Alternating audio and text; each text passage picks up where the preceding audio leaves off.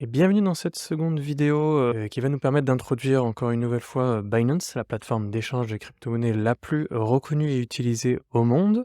Et aujourd'hui, on va pouvoir en fait voir ce que l'on n'a pas vu la dernière fois, hein, c'est-à-dire tout ce qu'on a ici avec le portefeuille, l'ordre et un petit peu le compte que l'on va créer lorsqu'on est sur Binance. La dernière fois, on a vu tout ce qui était ici. Voilà, on a pu voir, que finalement, la plateforme Binance n'était pas forcément qu'une plateforme d'échange et qu'elle pouvait proposer beaucoup d'autres techniques et poser on a pu voir que cette plateforme pouvait proposer, beaucoup d'autres choses que simplement une plateforme d'échange. On pouvait voir aussi qu'elle pouvait, simplement avoir une grosse banque de données pour pouvoir apprendre les cryptomonnaies, apprendre même en gagnant des cryptomonnaies et d'avoir aussi des particularités, pour les entreprises et comment, lancer son propre token si on est une start-up et cetera. Donc plateforme qui est assez complexe et complémentaire aussi, dans lequel on va pouvoir, retrouver, toutes ces choses-là. Nous, aujourd'hui, ce qui va nous intéresser, c'est donc cette partie ici. Donc on va pouvoir retrouver ici finalement le bouton dépôt, hein, le bouton dépôt qui va nous proposer, d'acheter du coup nos cryptomonnaies. Donc c'est ici la même chose qui nous est proposée ici, tout simplement. Donc c'est ça que je veux dire, c'est lorsque c'est assez, redondant souvent sur, certains boutons. On va cliquer sur un bouton, on va revenir sur un des menus qu'on aurait peut-être déjà fait. Voilà, c'est en soi de pourquoi je trouve que c'est une usine à gaz, parce que il y a beaucoup de choses, beaucoup d'informations et c'est pour ça que c'est important de comprendre finalement où sont placés chaque onglet et à quoi ils correspondent. Mais là, du coup, on a aussi déposé des cryptos. Donc ça, c'est dans le cas si vous avez déjà portefeuille de crypto-monnaies, n'importe lequel qui soit hors de la plateforme Binance, dans lesquels vous pouvez finalement bien adresser vos crypto-monnaies sur la plateforme Binance. Alors, on verra ça plus tard comment ça fonctionne, mais c'est une option qui est du coup accessible ici. Maintenant, on va s'occuper du portefeuille. Donc le portefeuille, comme on a parlé dans la précédente vidéo, c'est quelque chose dans lequel on va du coup placer comme un compte en banque finalement nos fonds de crypto-monnaie, mais ça peut être aussi nos fiat. Donc le fiat, je le rappelle, ce sont et bien, du coup, tout ce qui n'est pas crypto-monnaie, donc du coup, l'euro, le dollar, voilà et ça va vous permettre finalement, d'être, le coin principal où vous allez pouvoir, gérer et surtout, on va dire veiller, faire une veille, monitorer, on va dire, votre compte, hein, un peu exactement comme un compte en banque, sur vos fonds actuels. La spécificité sur Binance, c'est que du coup, on va créer un portefeuille pour chaque thématique, finalement, qu'elle a sur sa plateforme. On va pouvoir ici on va avoir une vue d'ensemble du portefeuille.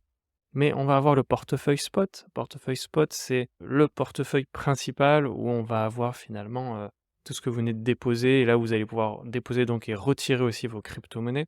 Vous allez avoir, donc le portefeuille spot, c'est bien sûr relié avec ce qu'on avait vu la dernière fois, avec le côté du marché de trading sur spot. Voilà, forcément, c'est les 2 portefeuilles qui vont être liés, sachant que lorsque vous allez vouloir, eh bien, faire du trading, que ce soit sur le spot, sur le marge ou, même sur les bots de trading, ça sera du coup, dans des portefeuilles qui sont, bien distincts et donc forcément, il va falloir en fait transférer en interne, donc il n'y a pas de frais et on verra ça comment ça fonctionne, mais du coup, voilà, il faudra penser à bien transférer en interne, finalement, ces cryptomonnaies. Voilà pourquoi, il est important de comprendre qu'il y a divers portefeuilles et que lorsque vous allez faire un dépôt et que vous souhaitez, je ne sais pas, faire du trading sur le trading sur marge, par exemple, et que vous ne le retrouvez pas, c'est peut-être parce qu'il n'est pas dans le portefeuille sur marge. Voilà.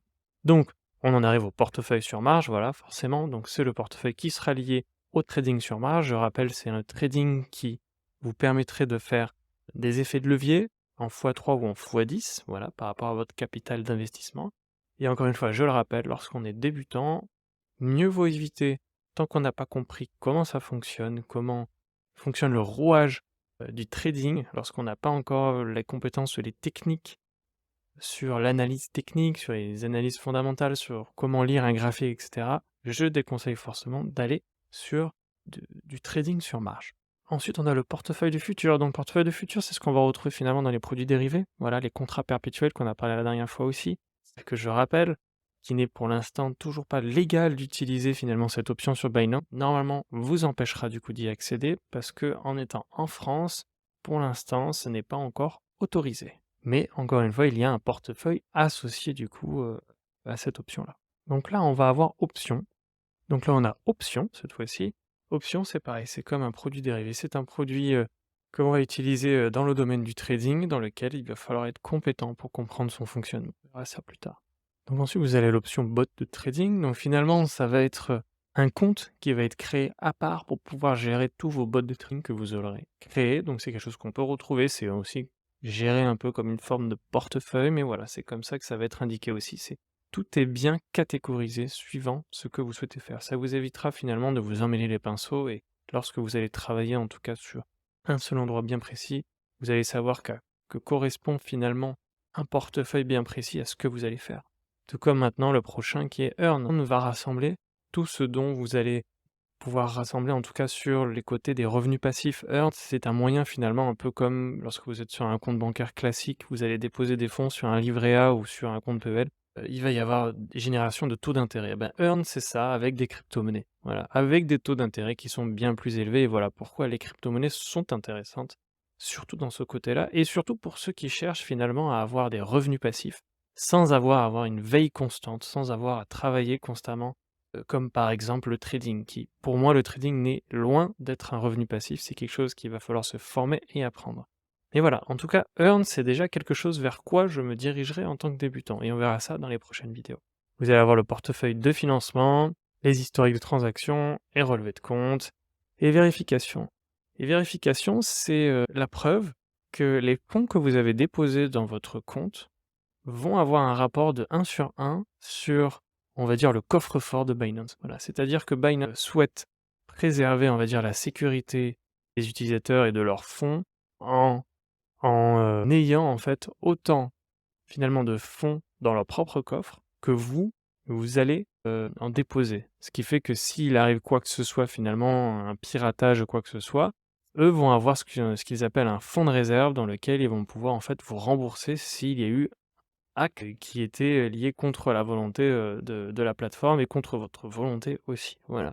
Donc c'est très intéressant qu'une plateforme comme ça et voilà pourquoi moi je me dirige sur ce genre de plateforme qui est très reconnue, qui est déjà régularisée dans beaucoup de pays, parce que on peut déjà avoir une certaine forme de sécurité sur nos fonds. Mais encore une fois, je le rappelle, je ne laisserai pas des fonds sur une plateforme d'échange, peu importe laquelle, peu importe si elle soit reconnue ou non, parce qu'il est déjà arrivé dans le passé, que des grandes plateformes ont fait faillite et que du coup elles ont bloqué les fonds des personnes qu'ils avaient sur leur portefeuille sur la plateforme et c'est un combat, d'une durée, indéterminée pour pouvoir aller les récupérer. Donc première règle de sécurité, ne jamais laisser dormir des fonds sur une plateforme d'échange parce que cela ne vous appartient plus.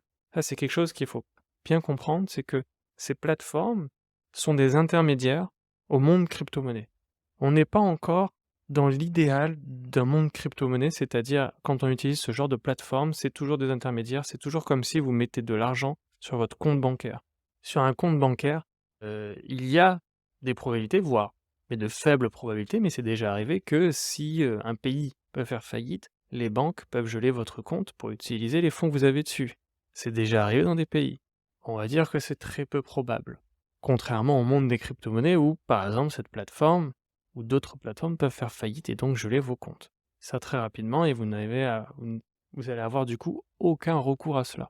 Voilà, alors qu'il y a du coup le monde des crypto-monnaies, qu'on verra aussi dans les prochaines vidéos, où on va pouvoir finalement bien s'extraire de ces plateformes qui sont centralisées, hein, pour pouvoir avoir un portefeuille dans lequel eh bien, c'est vous qui allez gérer finalement votre argent et ce n'est pas la plateforme. Et donc vous serez responsable de votre argent. Et c'est ça toute la beauté finalement des crypto-monnaies. Et on verra ça plus tard. Donc une fois qu'on a vu tous ces différents portefeuilles, on va aller dans ordre. Et bien finalement, ça va être la même chose que les portefeuilles, c'est-à-dire que suivant ce que vous allez faire dans les divers marchés de trading, vous allez retrouver tous vos ordres centralisés ici rapidement, ordre spot, ordre sur marge, les contrats de futur, ordre d'options, de trading. Voilà, finalement c'est simplement une répétition de vos portefeuilles. Encore une fois, ça montre comment on va réussir à catégoriser ce que l'on fait pour bien s'y retrouver rapidement. Donc une fois qu'on a compris finalement le concept et le workflow de Binance, on arrive à s'y retrouver. Voilà, jusqu'à trouver, si vous avez mis des choses, on va dire, sur Earn, vous allez pouvoir retrouver son historique ici, etc., etc., l'historique d'achat et de vente, de prêt, de conversion, de launchpad et de paiement.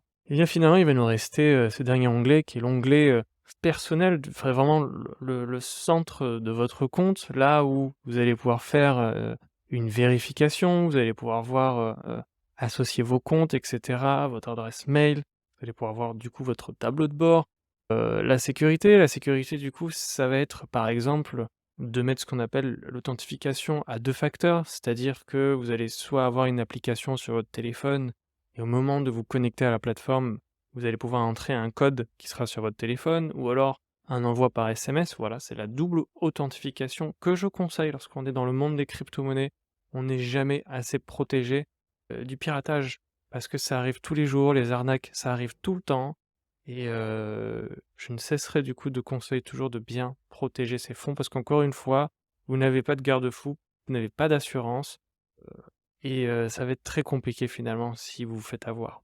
Voilà. Identification, ben ça va être du coup le Know Your Client, voilà le cas ici, qui va vous permettre finalement de vous identifier à la plateforme, que la plateforme va vous identifier finalement en tant que, véritable personne en utilisant vos propres coordonnées, voilà, parce que c'est important que pour elle, fiscalement, vous soyez relié à la plateforme, comme ça, c'est bien vous et vous n'utilisez pas du coup l'identité de quelqu'un d'autre. Parce que vous avez d'autres plateformes d'échange où on ne vous donne pas votre identité, tout reste anonyme. Et forcément, c'est un concept qui est différent et vous aurez des limitations différentes, contrairement à une plateforme où vous allez être régulé comme ceci. Le parrainage, bon bah, c'est aussi une des options qui est intéressante lorsque vous souhaitez du coup parler de cette plateforme et essayer finalement eh bien de la faire connaître. C'est des choses qui vont vous permettre de générer des bonus, que ce soit pour votre filleul et vous aussi en tant que parrain. D'ailleurs, c'est ce que je vous propose dans l'encart, dans la description de chaque vidéo. Si vous souhaitez finalement eh bien, commencer à utiliser Binance, profiter d'un avantage et en même temps de me permettre, moi, eh bien, de continuer mon travail ici pour soutenir la chaîne. Vous allez avoir des espaces de récompense parce que Binance récompense les utilisateurs. Souvent, vous allez avoir des coupons qui peuvent réduire par exemple les frais de commission, les frais de transaction, les frais de dépôt, les virements, etc. Donc c'est toujours très intéressant de jeter un œil dessus et surtout lorsqu'on est nouveau sur la plateforme, on a des tâches que l'on peut faire chaque jour quotidiennement pour essayer de débloquer des fonds, etc., etc. Donc c'est ludique et ça nous permet finalement, en tant que débutant, d'en apprendre un petit peu plus sur le monde. Un peu comme le coin qu'on retrouve ici, là, qui est donc on va retrouver un peu comme ce que l'on va retrouver ici, le Learn and Earn, qui nous permet ludiquement finalement d'apprendre sur une crypto-monnaie et qu'en plus, une fois qu'on a appris, eh bien d'en avoir un tout petit peu. Moyen de récompenser finalement l'effort d'apprentissage, qui est très important. Il faut se former sur le monde des crypto-monnaies. C'est vraiment un univers qui est vaste, qui est rempli d'opportunités et qui mérite du coup d'être formé. Sinon, c'est un monde qui va finalement très vite vous dégoûter si vous vous lancez dans des transactions hyper risquées avec des effets de levier parce que vous pensez que vous allez pouvoir gagner au loto tout de suite. Voilà. Ce sera les mêmes probabilités si vous n'êtes pas formé. Un coup de bol, ça peut arriver, mais c'est pas ce que les probabilités vont du coup se diriger vers vous. Et finalement, la gestion des API, donc les API, on avait parlé dans la dernière vidéo, c'est finalement un moyen de connecter diverses applications entre Binance ou d'autres plateformes pour pouvoir automatiser vos ordres d'achat ou de vente à distance, etc. Vous pouvez tout automatiser. C'est un onglet qu'on verra lorsque vous serez confirmé expert.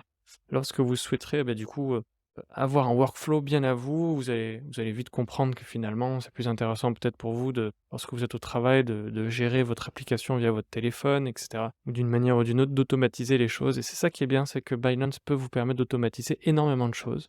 Et donc, arriver, pourquoi pas, à se rapprocher de revenus passifs et non pas d'être constamment en train d'être sur votre ordinateur à la place d'autre chose. Voilà, on vient de faire le tour finalement de la plateforme Binance. On a absolument tout décortiqué et maintenant l'idée, ça va être de rentrer plus précisément voilà, dans chacun de ces onglets-là et d'essayer finalement de vous introduire au monde des crypto-monnaies et aux méthodes dans ce que pourraient être les formes d'investissement comme le stacking, le minage, le trading, le holding, voilà, tous ces mots dans lesquels on va réussir à déterminer votre profil investisseur pour savoir vers quel investissement vous souhaiteriez du coup vous diriger.